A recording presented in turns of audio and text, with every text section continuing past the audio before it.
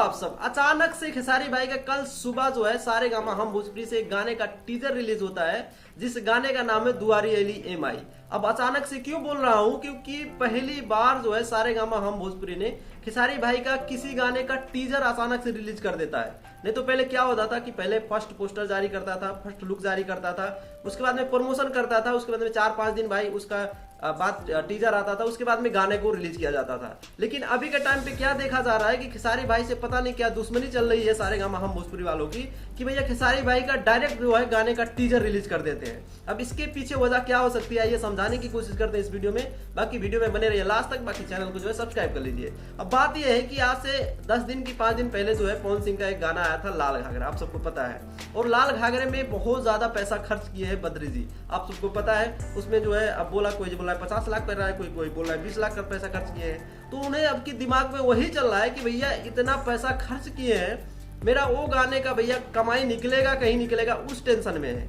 इसी वजह से खेसारी को अभी जो है नजरअंदाज कर रहे हैं। लेकिन अभी बद्री झा को नहीं पता है कि मेरा जो नैया पार लगाएगा तो वो है खेसारी लाल यादव, क्योंकि खेसारी लाल यादव की वजह से आज सारेगामा हम भोजपुरी यूट्यूब चैनल यहाँ से यहाँ पहुंचा है। क्योंकि अभी वहां पे देख लिया जाए मोस्ट पॉपुलर सॉन्ग तो खेसारी भाई का ही है। नथुनिया 200 मिलियन पार हो चुका है, खेसारी भाई का है। उस पर बहुत से ऐसे गाने हैं कि जो खेसारी लाल यादव ने रिकॉर्ड्स बना के रख दिए हैं। वहां पे मोस्ट ऑफ सब्सक्राइबर जो है खेसारी भाई के ही है फैन वहां पे। तो यहाँ पे बद्री झा को समझना चाहिए कि मैं जिसको बाइकआउट कर रहा हूँ, नजरअंदाज कर रहा हूँ, उसी की वजह से आज सारेगामा हम भोजपुरी यूट्यूब चैनल यहाँ पर पहुंचा है। लेकिन वो नहीं समझ सकते हैं।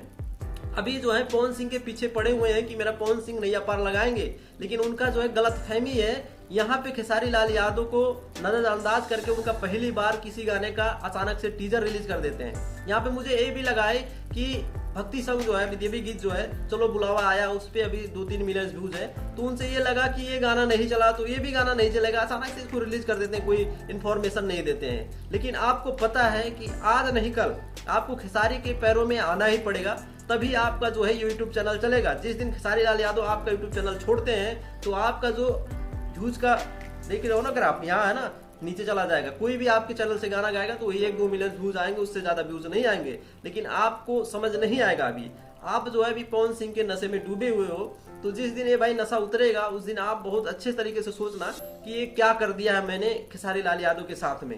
क्योंकि आज के दौर में 90% यूट्यूब चैनल खेसारी लाल यादव की देन से चलते हैं। आप सबको पता है व्यूज सब्सक्राइबर जो भी आते हैं वो खेसारी लाल यादव की वजह से आते हैं। और आज ऐसा किया है, इसके पीछे वजह जो है किसी को नहीं पता है। यहाँ पे ये देखा गया कि सारे भाई उस गाने का जो टीजर रिलीज किया वो अपने फेसबुक पे शेयर भी नहीं किए हैं, अपने इंस्टाग्राम पे शेयर भी नहीं किए हैं।